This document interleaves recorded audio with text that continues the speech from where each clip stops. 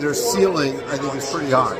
They're a second weekend NCAA tournament team because how many people have bigs like Reese and Quinn, and the guards of Miguel, Rice, and Gillespie, when they're on, which they were more in the second half, that's a tough 5 right there. Right. Third year for Kevin Willard.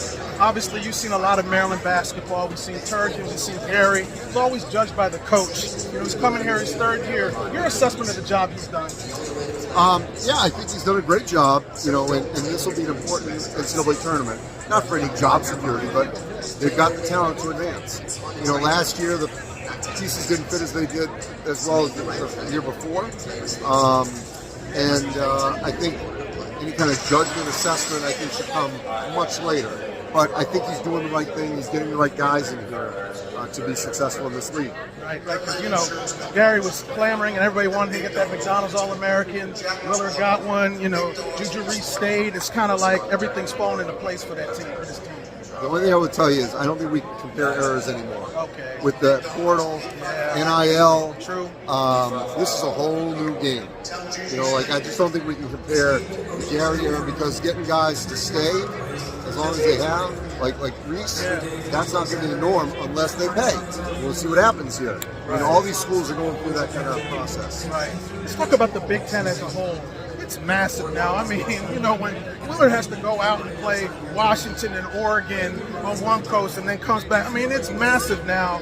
You're working for the Big Ten Network. How have you seen this conference just grow? What are the pros and what are the cons about it being so big?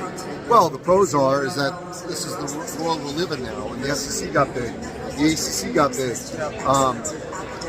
I do think, basketball-wise, that I believe in Oregon, UCLA, and USC. The key is Washington. They have had a history where they've been good. Can they bring it up? And that's going to challenge the other schools that are sort of in the middle. Yeah. The Penn States, Northwestern, Minnesota, Iowa, Rutgers, they're going to have to talk too. The bottom line is, if you can get 3/4 of your teams in the tournament and almost like 15 or 16 in the postseason, that's pretty good. And that's what I think will happen. You talked about Maryland being a tournament team, second round, whatever. Who do you think out of the Big Ten is going to be the toughest competition to make it to the Final Four and win it? I don't know if we have a champion here. Okay. But, I never would dismiss Michigan State. But I do think Illinois and Maryland outside of Michigan State, just because, Izzo and obviously they always play well in March, but I do think the personnel is there in Illinois and Maryland to make a deep run. Like if you told, more so even than Purdue, because Purdue doesn't have the inside game this year like they had obviously the last couple of years. So, if you told me that Illinois or Maryland are in San Antonio, I would not be shocked. I'm not going to predict it, right? But I wouldn't be shocked. Right. Okay. Andy Katz from the Big Ten Network. Thanks, brother. Thank you. Appreciate you.